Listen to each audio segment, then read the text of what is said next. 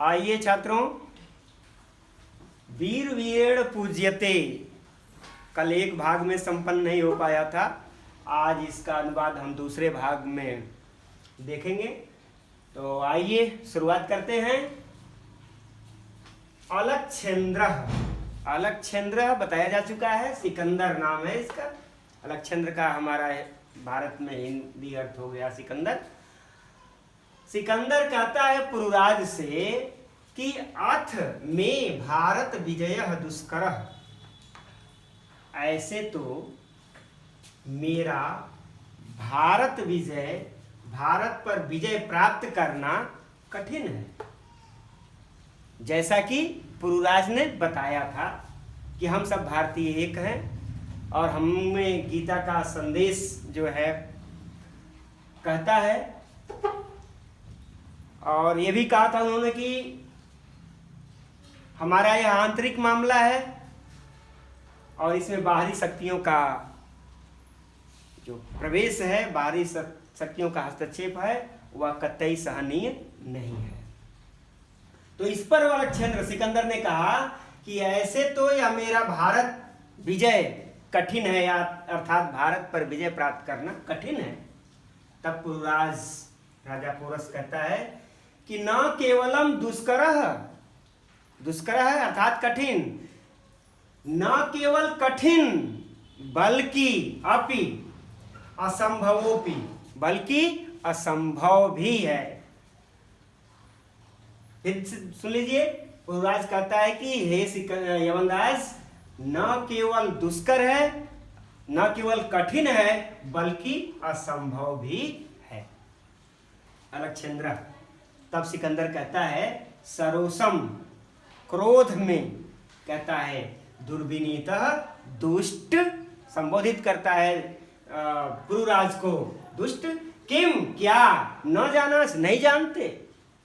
इदानीम इस समय विश्व विजयी अलक्षेंद्र से सिकंदर के अग्रवर्त से आगे खड़े हो। फिर से देख लीजिए इसका। सिकंदर बड़े क्रोध में भरकर कहता है कि अरे दुष्ट, क्या तुम नहीं जानते, इस समय विश्व विजयी सिकंदर के आगे खड़े हो। तब पुरुराज कहता है कि जानता हूं, किंतु लेकिन सत्यम एवं यमनराज, हे यमनराज, सत्य तो सत्य ही होता है, सत्य तो सत्य ही होता है। भारतीयाः वयम गीतायाः संदेशम न विस्मरामः, हम भारतीय गीता के संदेश को नहीं भूलते हैं या नहीं भूले हैं। फिर से देख लीजिए, पुरुराज कहता है कि मैं जानता हूं कि मैं यवनराज सिकंदर के सामने खड़ा हूं, फिर भी सत्य तो सत्य ही होता है। हे यवनराज, सत्य तो सत्य ही होता है। हम भारतीय गीता के संदेश को भूले नहीं हैं। तब सिकंदर कहता है कस्तावत, क्या है गीता या संदेशा, गीता का संदेश क्या है। सिकंदर कहता है कि तुम्हारी गीता का संदेश क्या है। तब पुरुराज कहता है कि श्रूयताम, सुनो। अब देखिए श्लोक है, यह श्लोक इंपॉर्टेंट होता है, निश्चित रूप से परीक्षा में आता है, तो ध्यान दीजिएगा। हतो वा प्राप्य स्वर्गम जित्वा वा भोक्ष्यसे महीम, निराशी निर्ममो भूत्वा युध्यस्व विगत ज्वरः। गीता का संदेश सुनाते हुए पुरुराज कहता है कि हतो वा प्राप्य स्वर्गम, युद्ध में अगर मारे गए तो स्वर्ग प्राप्त करोगे, और जित्वा अगर विजयी हो गए तो भोक्ष्यसे महीम, इस पृथ्वी का भोग करोगे। इसलिए निराशा का त्याग करके, निर्ममो माया मोह का त्याग करके, युद्धस्व विगत ज्वरः, निश्चिंत होकर के युद्ध करो। संतापहीन, यह शब्द यहाँ आएगा, विगत ज्वर, संतापहीन होकर के, संताप रहित होकर के युद्ध करो। फिर से देख लीजिए, पुरुराज कहते हैं कि सुनो यवनराज, हमारी गीता कहती है कि अगर तुम युद्ध में मारे गए तो तुम्हें स्वर्ग की प्राप्ति होगी, अगर विजयी हुए तो पृथ्वी का भोग करोगे। इसलिए तुम निराशा का त्याग करके और मोह का त्याग करके तुम संताप रहित होकर के युद्ध करो। अलक्ष्यंद्र सिकंदर कहता है कि वह विचिंत्य, कुछ विचार करके, कुछ सोच करके कहता है कि अलम तव गीतया, यही तुम्हारी गीता है। तब पुरुराज कहता है कि यही तुम्हारी गीता है पुरुराज, हे पुरुराज तुम्हारी गीता यही है। तुम अस्माकम बंदी वर्तसे, तुम हमारे बंदी हो, तुम हमारे बंदी हो। ब्रूहि, बोलो, कथम त्वयि वर्तितव्यम, त्वयि तुम्हारे साथ, कथम कैसा, वर्तितव्यम व्यवहार किया जाए। फिर से देख लीजिए इसका। सिकंदर कहता है कुछ विचार करके, कुछ सोच करके कहता है कि हे पुरुराज यही तुम्हारी गीता है, तुम हमारे बंदी हो, तुम हमारे बंदी हो। बोलो तुम्हारे साथ कैसा बर्ताव किया जाए, कैसा व्यवहार किया जाए। तब पुरुराज कहता है यथा एकेन वीरेण वीरम प्रति, जैसा एक वीर दूसरे वीर के साथ व्यवहार करता है। फिर से देख लीजिए, यथा जैसा, एकेन एक, वीरेण वीर दूसरे वीर के प्रति करता है। तब सिकंदर कहता है, सिकंदर पुरोह वीर भावेन हर्षिता, पुरुराज के वीरता के भाव से प्रसन्न होता है और प्रसन्न होकर के कहता है कि हे साधुवीर, नूनम वीरमस, तुम निश्चित ही वीर हो,